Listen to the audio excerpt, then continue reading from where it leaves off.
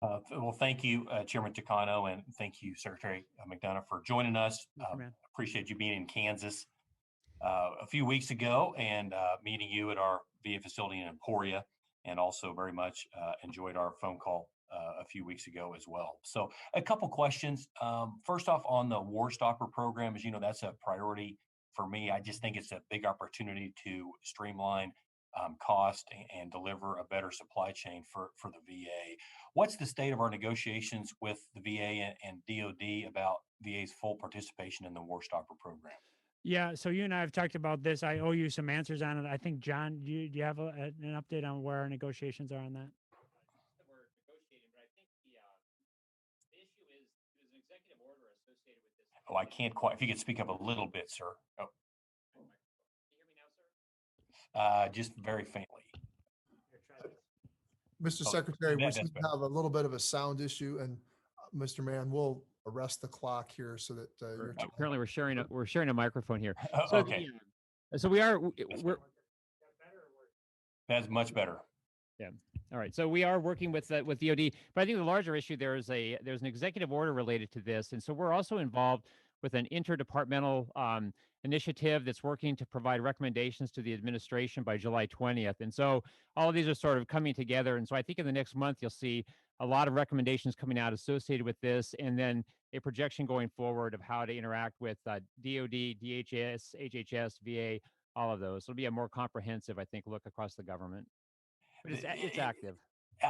My understanding is that there's maybe a list that the VA needs to generate to provide to the DoD on what's actually needed, and the ball's in the VA's court to provide that list. Is that right? And if so, it can we is. get that done ASAP? Yeah, it is. And there's no holdup. I think the issue is that we are working with this sort of cross government initiative in the administration, so that we do it, I think, more thoughtfully and I think more thoroughly. So that is going on, and that list will come out. Okay. Any skinny commitment on when we would? I'm just trying to get some traction here. Yep. The recommendations are supposed to be to the president by July 20th. Okay. Yep. Okay. Great. Thank you. And then question for Secretary McDonough. Specific to the budget, there's a budget request, that include $26.5 million for the Office of Accountability and Whistleblower Protection, or OAWP. Yeah. I know we talked about this before. This is a $3.8 million increase to add 27 positions. However, in the past, the AOWP's director has testified in our subcommittee that roughly half of their disciplinary recommendations had been rejected. And so I'm just trying to figure out why increase this program by this amount of money and add 27 more when what we're currently doing doesn't seem to be working as effectively as it should be.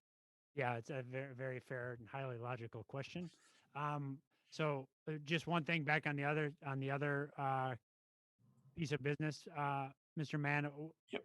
John and I and whoever else is appropriate would be happy to come sit with you about what our recommendations are to that process, either before or right after the 20th, after we submit our recommendations to the president. On OAWP, Thank you. It's really it's a very challenging question, because here's what happens. The OAWP does an investigation. They come up with recommendations. They pass those recommendations to who we call the responsible management official.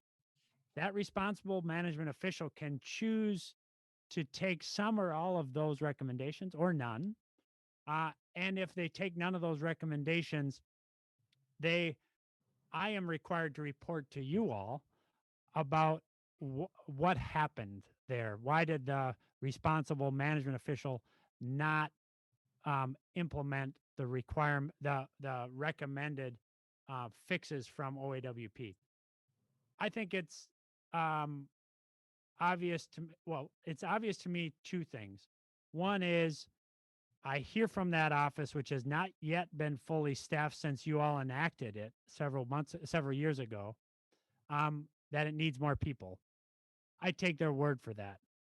But we also have a governance and management issue, which is we have to figure out why there's such a disconnect, and this is on me, between the investigators in OAWP and the responsible management officials.